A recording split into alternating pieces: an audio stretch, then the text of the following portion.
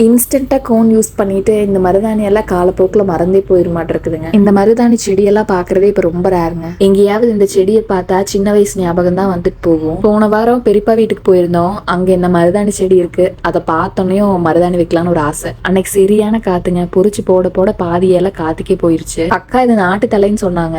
செடியில முள்ளு இருந்தது, தலையுமே பார்க்க கொஞ்சம் ஹார்டா இருந்தது. பொறிச்சு பேக் பண்ணி ஃப்ரிட்ஜ்ல வச்சதோட சரிங்க. பொறிச்சிட்டு வந்து ஒரு வாரம் ஆச்சு. இப்பதான் அந்த தலையை பார்த்து சரி இன்னைக்காவது அரைக்கலாம்னு சொல்லி மருதாணி கூட கொஞ்சமா சர்க்கரை, கொஞ்சமா லெமன் ஜூஸ் இதெல்லாம் சேர்த்து கொஞ்சம் கொஞ்சமா தண்ணி சேர்த்து நல்லா பேஸ்டா அரைச்சிக்கலாம். நாட்டு தலைங்கிறங்காட்டி எதுவுமே போடாம வெறும் மருதாணியை மட்டும் போட்டு அரைச்சாலே நல்லா சவக்கும் தான் சொன்னாங்க. கையில அரைக்கவே நல்லா கலர் பிடிக்கிறக்க ஆரம்பிச்சிருச்சு. தண்ணி மட்டும் பார்த்து அளவா சேர்த்துக்கணும். இல்லைன்னா அதிகமா போச்சுன்னா வைக்க வைக்க நமக்கு சைட்ல கீழே ஒழுகிட்டு வந்துடும். வெளியில காத்தாட சௌரியமா உட்காந்து வைக்கலாம்னு சொல்லிட்டு வச்சுட்டு இருந்தேன். ஒரு 1.5 மணி நேரம் வச்சுட்டு கழுவிட்டேன். அதுக்கு மேல நம்மளுக்கு உட்காந்துருக்கிற பொறுமை இல்லை. ஓரளவுக்கு நல்லா தாங்க சவந்திருக்கு. உங்களுக்கு யாருக்கெல்லாம் இந்த மருதாணி வைக்கிறதுக்கு பிடிக்கும்னு கமெண்ட் பண்ணுங்க.